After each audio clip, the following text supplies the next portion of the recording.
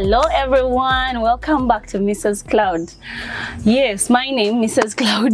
I'm happy to have you here today. Now today we are really going to talk about something very interesting.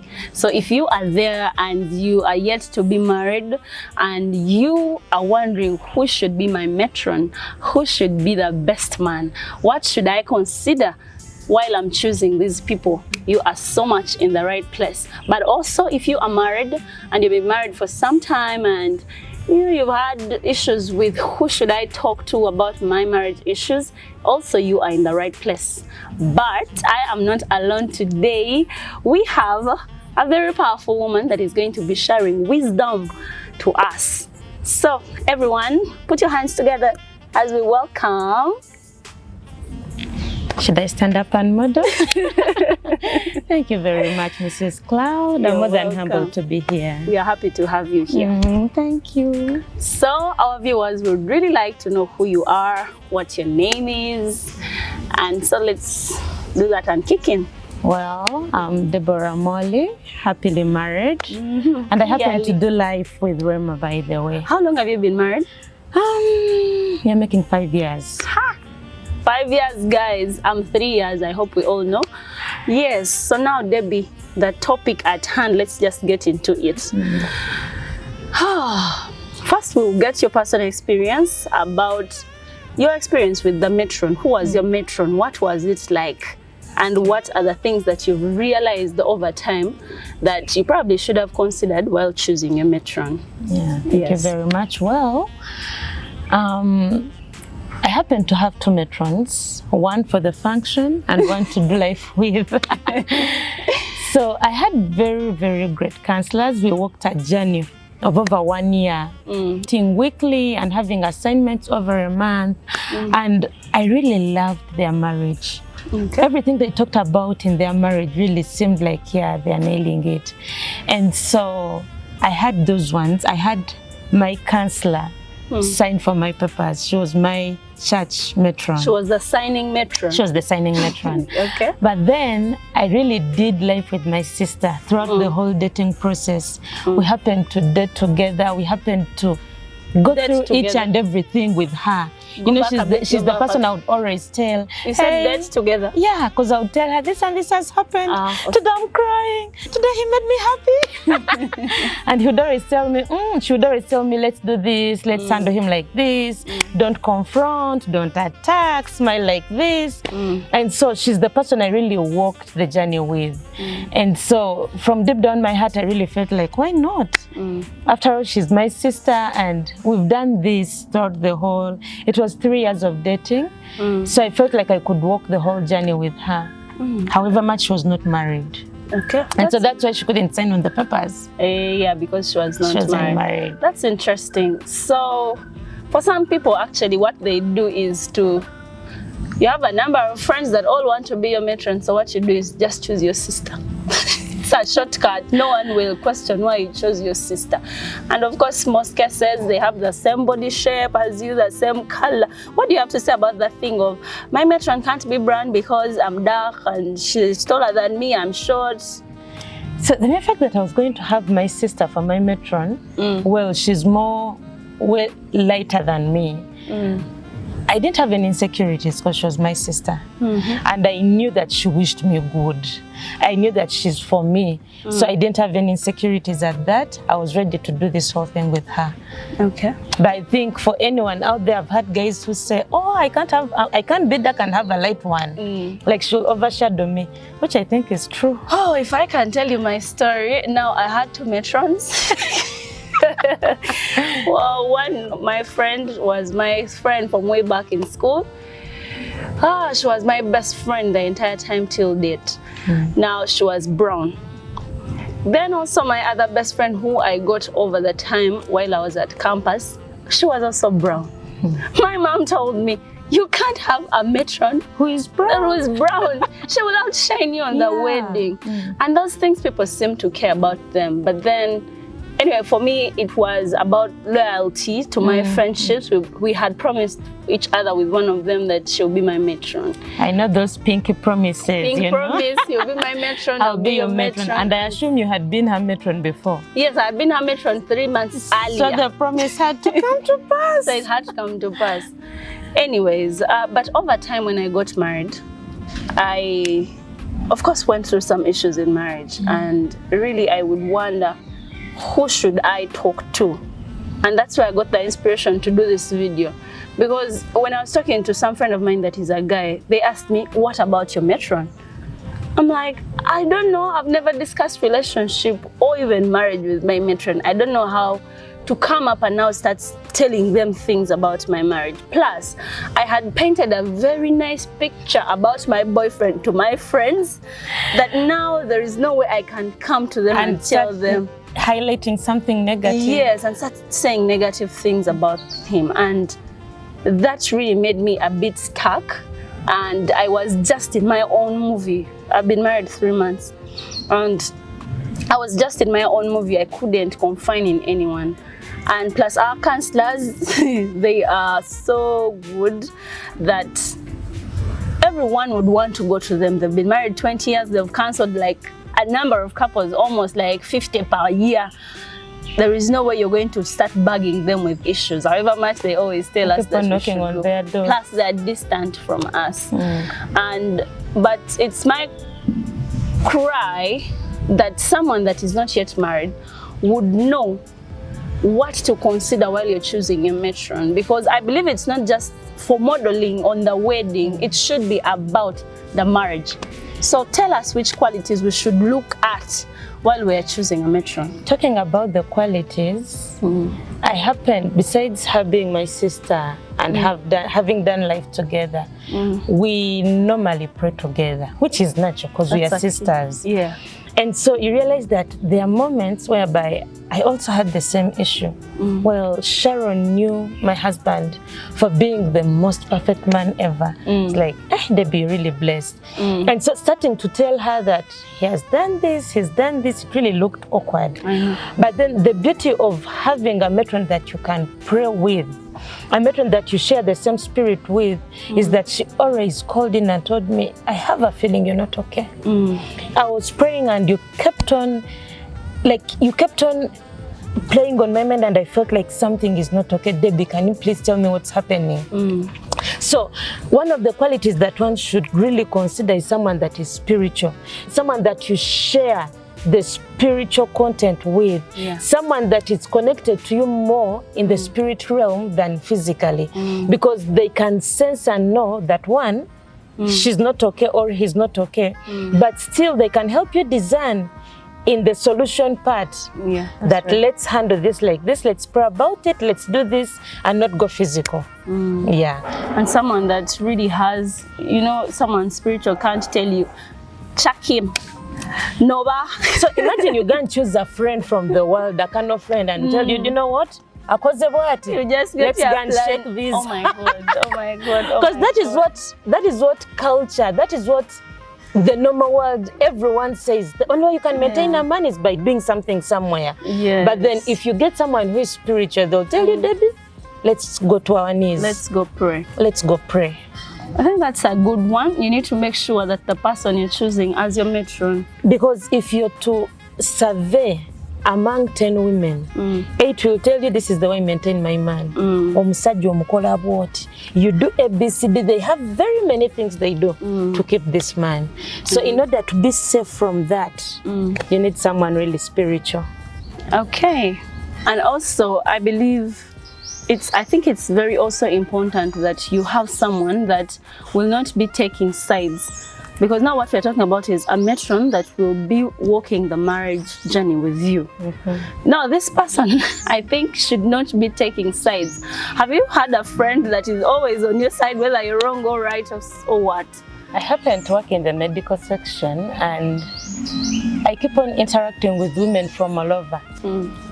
Education level, social thinking, and they always have explanations for everything. And there is this common thing of all men are like this. All men are cheats, all men like, you know? Yeah. So there are times when I listen to them, probably they've come for counseling and you have to listen. And you know, whatever you listen ends up feeding you really big. Yes, yes. So there are times when I call my matron and I'm like burdened, and it is more of anxiety, and I'm like, do you think he can do this?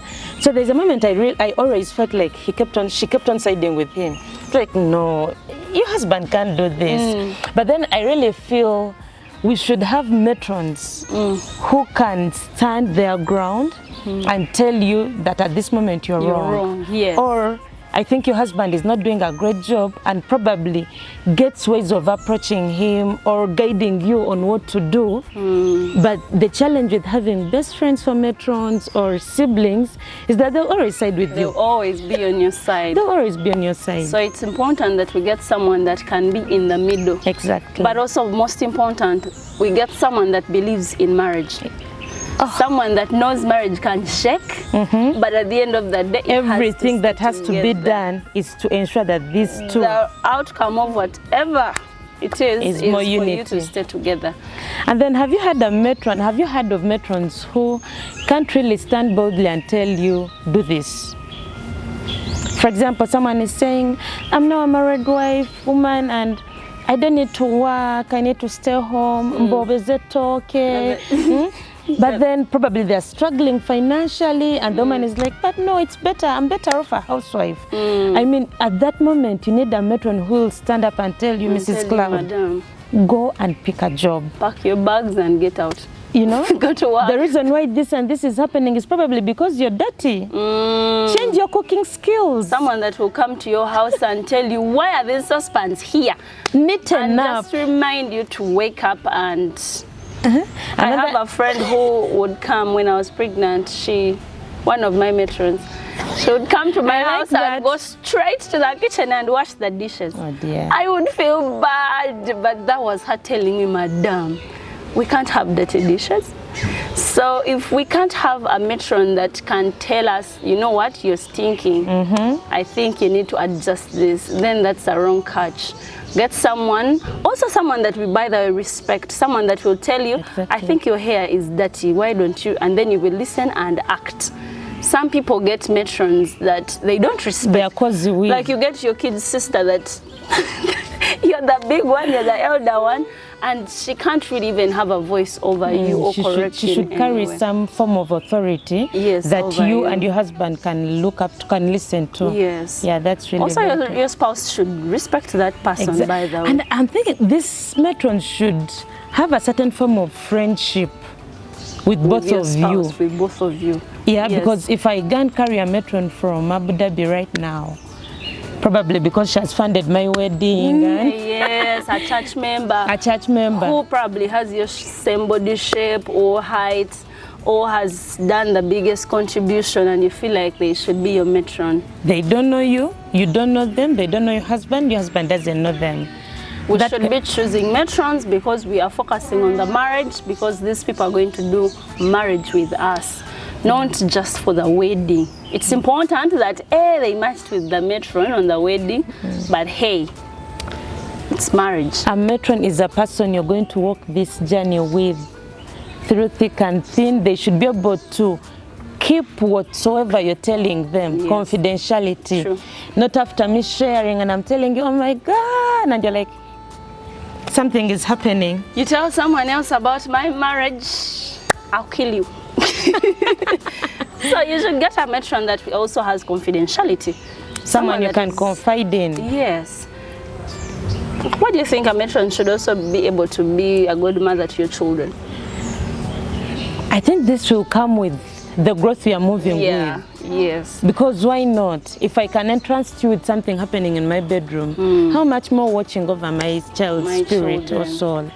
Plus also men, while you're watching, while we say matron, it's really also best man, because this is marriage, and you know, you also get best mans, and so you need to consider all these things while you're choosing a best man. I've had men share that for them they die with their stuff. Like, I can't talk anything, I can't share. The best man remains there. And that's the reason why most of them are getting many mental issues. I know. Because they stomach a lot and stuff. But we are looking at a shift whereby even men can get comfortable.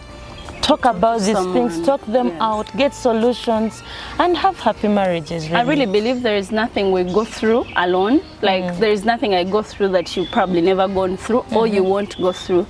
And so we need to do life with someone out there. And I know while we are talking, some ladies are like, those manya matrons that are friends with your husband, they will snatch your husband, what. That's why we keep on emphasizing that a matron should be married. Should also be married, yes. Should be married, should have walked this journey to some extent, and you should have looked up to them and looked at something beautiful that they carry. And you be sure that they are in support of your relationship and your marriage. So really, why would they want to antagonize the marriage? Really, ladies, while you're choosing a matron, please put these things in considerations. Getting a matron is not just for the wedding. It's not just for the modeling on the wedding day. Life on life. But doing life with this person, because, hey, marriage is not roses all the way. Marriage can sometimes be, you know, having ups and downs. And you need someone, really you do. And so, now for the people who already, what do you have to tell them? People who already got matrons and it probably wasn't the kind that met these qualities. I'm sure in your spirit there is that person of peace. There is that person you look at and really look at their marriage as a model marriage to yours. Yes. And besides them being a model marriage, you look at them and really find peace with them. You can start by testing the waters. Share something simple, look at the wisdom they've given you. You know, as people are listening to advice, at the end of the day, you also have a meeting with yourself and realize that Mrs. Claud spoke something real. So start by testing the waters. Before you know it, you'll form a friendship and you'll form a unit and you can start walking this journey with them. Yes. The fact is, doing marriage alone is hard. I'll tell you about it. Doing marriage alone is hard, and knowing that the devil targets marriage, the devil hates that unity. So isolation is one of the key points he really picks you up from. Yes. So you should avoid isolation. True. And one of the best way of avoiding isolation is by having the matron or best man that you can walk this journey with. Very true. Yes, while you're also looking out for someone that you will choose, make sure that they're also interested in doing life with you.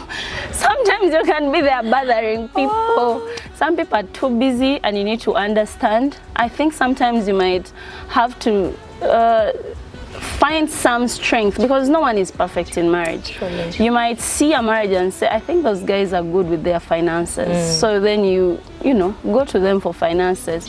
And someone else probably that has gone through, let's say, conceiving issues, and you're through that, then you go and be like, man, I'm going through this. Woman, I guess. I'm going through this. So, but let's try and make sure that it's also important. You were telling me that it's at least better you have that one person that, because it's easier for you to, if I talk to you in January about an issue with my husband, when you're advising me in the future, you might also put in consideration the past we thing, had something we talked about before. and then really someone interested to walk that journey with you. It's important that they are interested, you respect them, and you're ready to share. Also someone that your spouse is okay. Like, but another thing out of experience that helps and enables these people to walk the journey with you well is if people give you insights about what is happening and you show readiness to change.